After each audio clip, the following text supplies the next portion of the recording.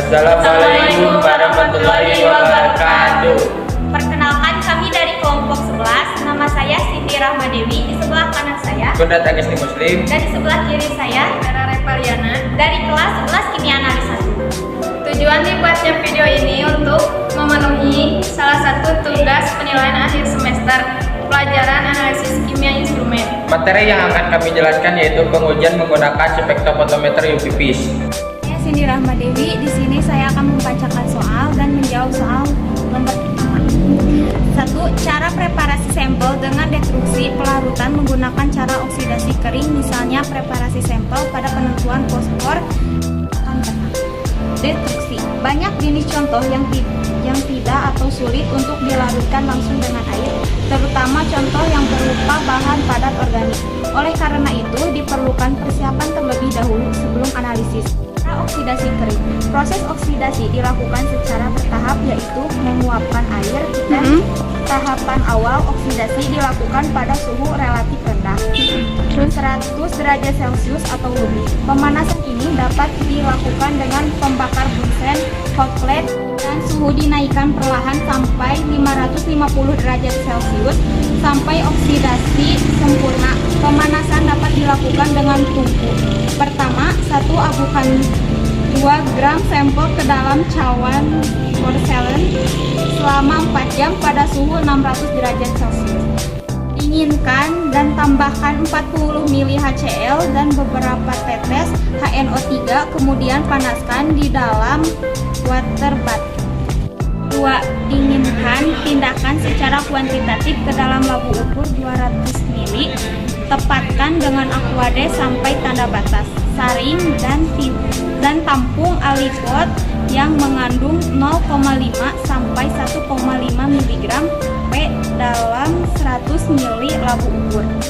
Tambahkan 20 ml reaksi molibdofanadat, encerkan hingga tanda batas dengan H2O, aduk merata. 4. Biarkan larutan selama 10 menit. Saya Vera Repaliana akan membacakan dan menjawab pertanyaan nomor 2. Jelaskan cara preparasi sampel dengan destruksi pelarutan menggunakan cara oksidasi basah, misalnya preparasi sampel pada penentuan fosfor pada pupuk. Jawabannya yaitu 1. Timbang pupuk NPK dengan teliti 1 gram pupuk yang sudah dihaluskan, kemudian masukkan dalam gas piala 250 ml. 2. Tambahkan 20-30 ml NaOH3 PA.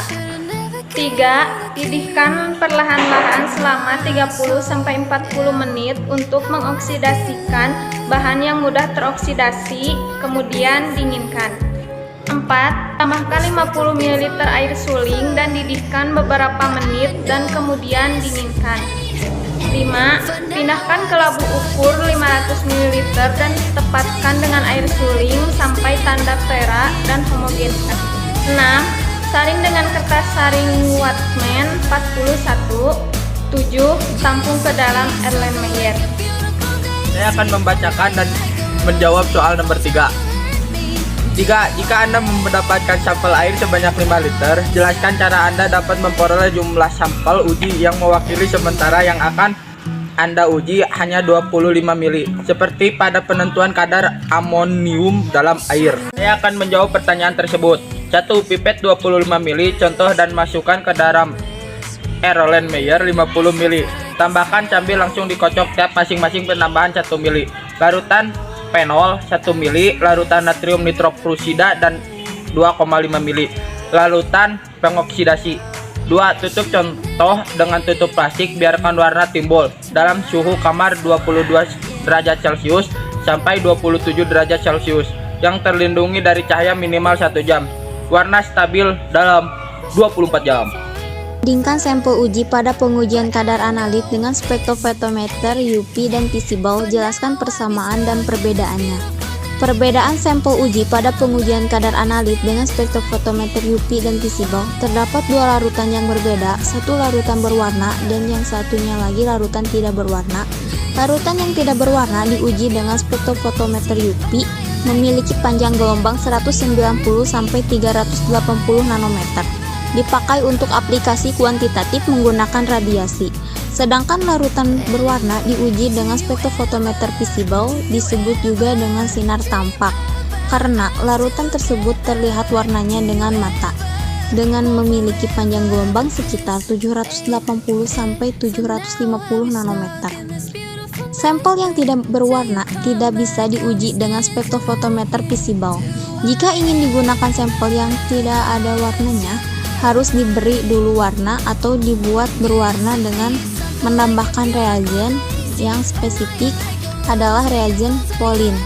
Persamaan spektrofotometer UV dan visible memiliki panjang gelombang sama digunakan untuk preparasi sampel. Demikian materi yang bisa kami sampaikan, semoga bermanfaat. Terima kasih atas perhatiannya. Mohon maaf apabila ada kesalahan. Wassalamualaikum warahmatullahi wabarakatuh.